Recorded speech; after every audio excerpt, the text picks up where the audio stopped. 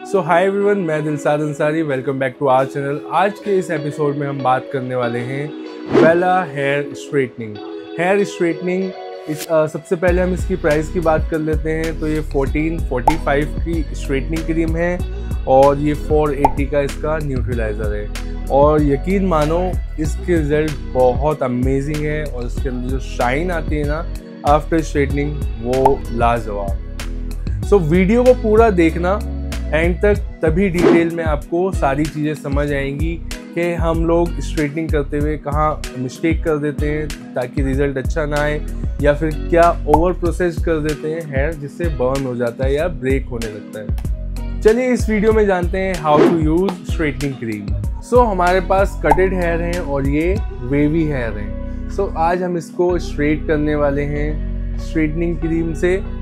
वेला की straightening cream होगी।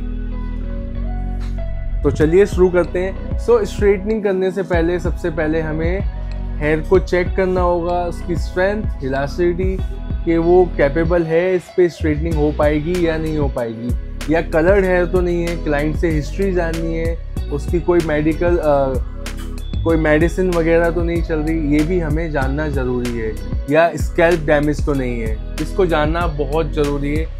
आप हिस्ट्री जान लोगे तो आधी चीज़ें आपकी क्लियर हो जाएंगी कि आपको हेयर स्ट्रेट कैसे करना है। हिस्ट्री में आपका पहले एक तो वर्जन हेयर होता है, फिर कलर्ड हेयर होता है, फिर आपका केमिकली ट्रीटेड हेयर होता है जिस पे ऑलरेडी स्ट्रेटनिंग हो रखी होती है, उसको हम कैसे करते हैं, ये सब मैं आपको बताने वाला हूँ। लेकिन आप पूरी वीडियो देख के जाना, डिटेल में आपको समझ आएगा। अगर आप उसको फास्ट फॉरवर्ड करके देखोगे तो आपको कुछ भी समझ नहीं आने वाला। सबसे पहले हम इसको वॉश करेंगे प्योरीफाइंग शैम्पू से। प्योरीफाइंग शैम्पू आप कोई भी ले सकते हैं। वेला का प्योरीफाइंग भी आता है और भी लॉरियल, शॉर्शकोफ, सब में आते हैं प्योरीफाइंग शैम्पू। प्योरीफाइंग शैम्पू किस लिए करते हैं? हेयर की जो क्यूटिकल लेयर होती है वो ताकि अच्छे से ओपन हो जाए और हमें काम करने में आसानी हो। प्रोडक्ट उसका वर्क पूरा तरीके से होना चाहिए।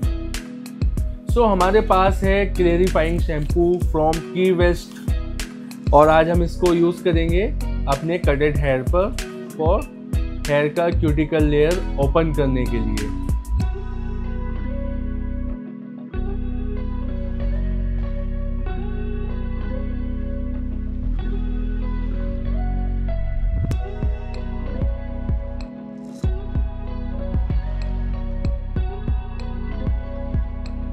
हमने हेयर को लिया है, वॉश कर लिया है क्लेरिफाइंग शैम्पू से और उसको ड्राई कर लिया है और इसको 20% वेट रखा है मैंने। और हम जो करने वाले हैं स्ट्रेटनिंग, ये फॉर नॉर्मल हेयर के लिए।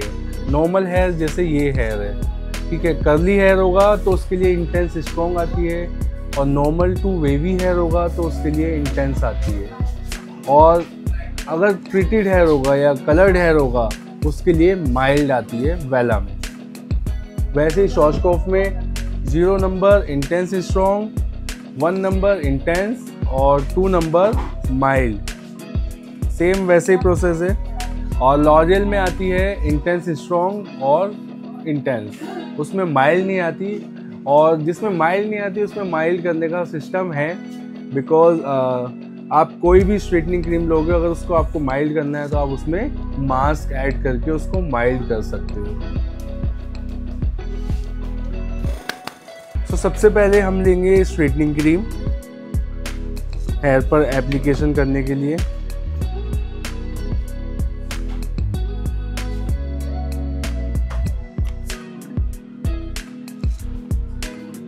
अच्छा, इस क्रीम में एक खासियत है, आप इजीली इसको स्मेल कर सकते हो। इसकी जो स्मेल है ना वो इतनी स्ट्रॉन्ग नहीं है बाकी अदर स्ट्रेटनिंग के मुकाबले। और आप देख सकते हैं इसका जो प्रोडक्ट है वो कितना शाइन कर रहा है। जैसे ये शाइन कर रहा है ना, वैसी हेयर शाइन करता है आफ्टर स्ट्रेटनिंग। हम अपने हेयर के अकॉर्डिंग जो है स्ट्रेटनिंग क्रीम लेंगे, जितनी रिक्वायरमेंट होगी उतनी। प्रोडक्ट कभी भी कम नहीं रहना चाहिए और प्रोडक्ट ओवर भी नहीं होना चाहिए। कभी भी हम केमिकल वर्क करते हैं तो हमेशा बोलता हूँ मैं, ग्लव्स ज़रूर पहना करो, ग्लव्स के बिना मत क्या करो। ग्लव्स वेयर करना बहुत ही ज़रूरी है। अगर आप केमिकल वर्क करते समय ग्लव्स नहीं पहनते तो हो सकता है इन फ्यूचर आपको स्किन कैंसर हो जाए, बिकॉज ऑफ ये काफ़ी स्ट्रॉन्ग केमिकल्स होते हैं जो रिएक्ट कर सकते हैं हमारी स्किन के ऊपर। सो चलिए शुरू करते हैं, एप्लीकेशन स्टार्ट करते हैं। एप्लीकेशन में जैसा कि मैंने कहा, हमारा टेक्सचर जो है नॉर्मल है, ज़्यादा वेवी नहीं है, ज़्यादा कर्ली नहीं है। तो इसको हमने थोड़ा सा वेट भी रखा है और एक टेलकॉम दे रहा हूँ। सेक्शन बाय सेक्शन लगाएंगे। आप जब भी स्ट्रेटनिंग क्रीम अप्लाई करते हो तो आपको ध्यान रखना है, आपके जो सेक्शन है वो बहुत थिक नहीं होना चाहिए और बहुत फाइन भी नहीं होना चाहिए, बट हाँ, आपका जो प्रोडक्ट है वो अच्छे से बालों पर स्प्रेड हो जाना चाहिए और एप्लीकेशन अच्छे से।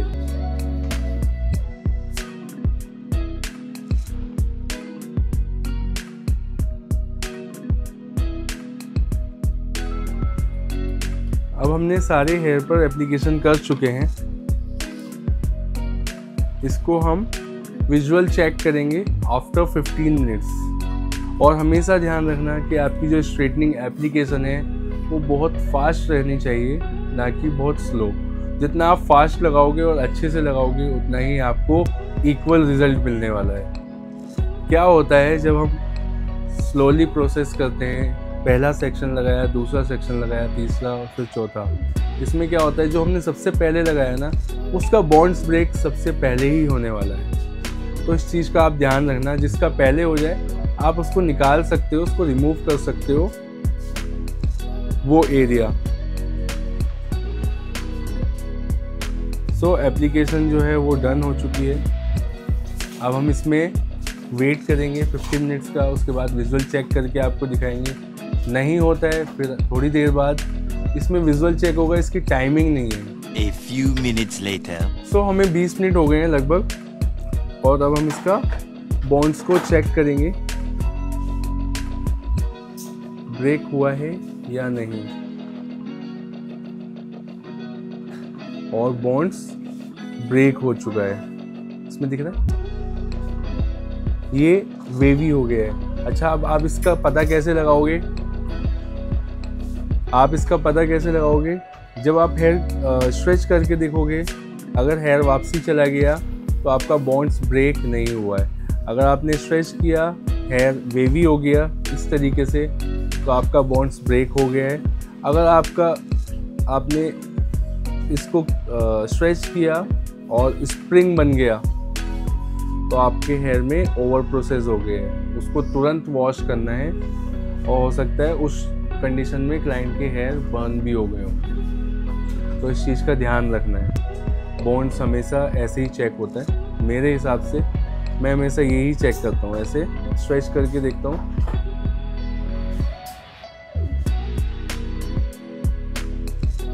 आप देखोगे वेव्स बन गया। अगर यहीं पर हेयर वापस चला जाता स्ट्रेच होने के बाद तो बॉन्ड्स ब्रेक नहीं हुआ है। तो चलिए इसको रिंस करते हैं। रिंस करके मास्क अप्लाई करेंगे। मास्क अप्लाई करने के बाद इस पर हम आयरनिंग करेंगे।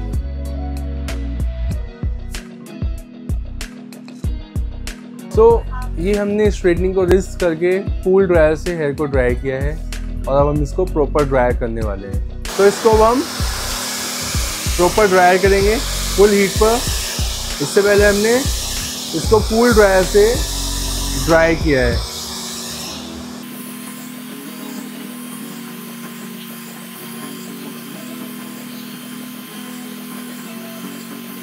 तो आप इसको देख सकते हैं, आप ये हेयर देखोगे, इसको हमने प्रॉपर ड्राई कर लिया है। अब इसके ऊपर हम आयरनिंग करेंगे 200 टेम्परेचर पे।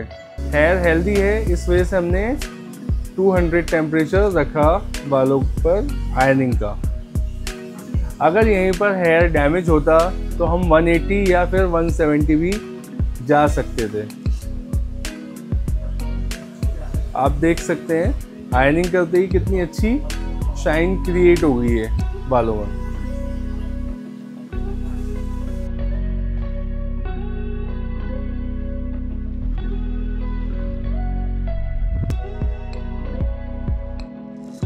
सो यहाँ पर हमने इसको प्रॉपर आयनिंग कर ली है 200 टेम्परेचर पर। इसके बाद हम न्यूट्रलाइज़र यूज़ करेंगे। न्यूट्रलाइज़र को लगाने के बाद सिर्फ 10 मिनट्स रखना है। जब आप इसको न्यूट्रलाइज़र को कम्प्लीटली लगा दो उसके बाद 10 मिनट्स, उससे ज़्यादा नहीं। उससे ज़्यादा रखोगे तो हो सकता है हेयर ड्राई भी हो जाए। सो अब हम करने वाले हैं neutraliser cream application on the hair. अब हम जो है न्यूट्रलाइज़र एप्लीकेशन करेंगे और आप जो ये ऊपर का एरिया देख रहे हो इससे ऊपर के बाल नहीं होंगे।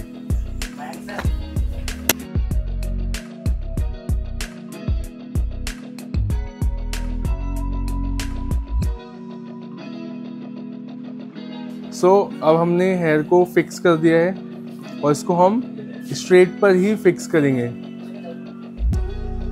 स्ट्रेट पर फिक्स करेंगे और इसको छोड़ दो। इसको स्ट्रेट फिक्स करके हम एक जगह रख देंगे। ऐसे ही आप क्लाइंट के ऊपर करोगे तो आपको स्ट्रेट ही फिक्स करना होगा। सिर्फ और सिर्फ 10 मिनट के लिए।